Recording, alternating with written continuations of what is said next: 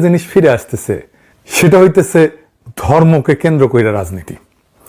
প্রগতিশীলরা কইবে ধর্ম রাজনীতিতে ঢুকিচ্ছে, মানে সমাজ পিছাইতেছে। পশ্চাৎপদতা, অন্ধকার যুগ। ধর্মের রাজনীতি কি সবসময় সমাজকে পিছায়? হ্যাঁ, না, পেছায় না। কখনো কখনো সেটা মুক্তির স্বপ্ন দেখায়। আমরা আজকে আলোচনা করব সেটা।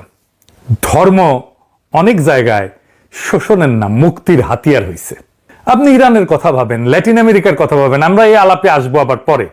ইরান কিভাবে বিপুল শক্তি নিয়ে উঠে দাঁড়াইছে সেটা তো দেখছেন আপনারা কয়েকদিন আগেই।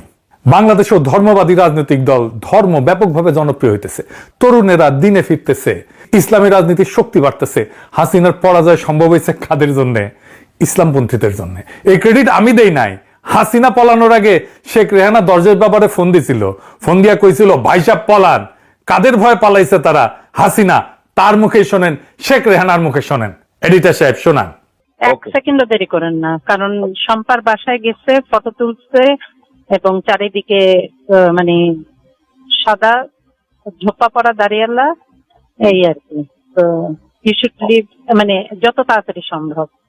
আর আমি কনভিন্স করতেছি যে মানে যা যা আসে ওইটা করবো আর কি। এইখানে একদম থাকা সেফ না। তাহলে ও কি বলবে? মার্শাল ল ডিক্লেয়ার করতেছে না সে? ওইগুলো এখন কাম দিয়েন না। You should leave immediately. Okay, শুনেছেন? মাথায় রেখেন, এটাই বাঙ্গু সেকুলারদের মাথা ব্যথা। প্রশ্ন হইতেছে দুনিয়া জুড়ে কেন এমন হইতেছে, বাংলাদেশেও কেন হইতেছে?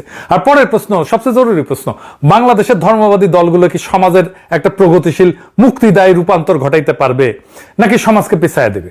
এই জায়গায় এসে বাংলাদেশের প্রধান দ্বন্দ্ব থমকায় দাঁড়াইছে। প্রধান দ্বন্দ্বের কথা মনে আছে? হ্যাঁ, মেলাবার আলাপ করছি গেলে। না থাকলে আবারও বলি, এটা ভালোভাবে না বুঝলে রাজনীতি কোন দিকে আগাইতেছে বুঝতে পারবো না আমরা। আসেন প্রধান দ্বন্দ্বটা বুঝে দেখি। একটা সমাজে নানা রকম দ্বন্দ্ব থাকে। একটা নদীতে যেমন নানা ধরনের স্রোত থাকে, একটা না, অনেকগুলো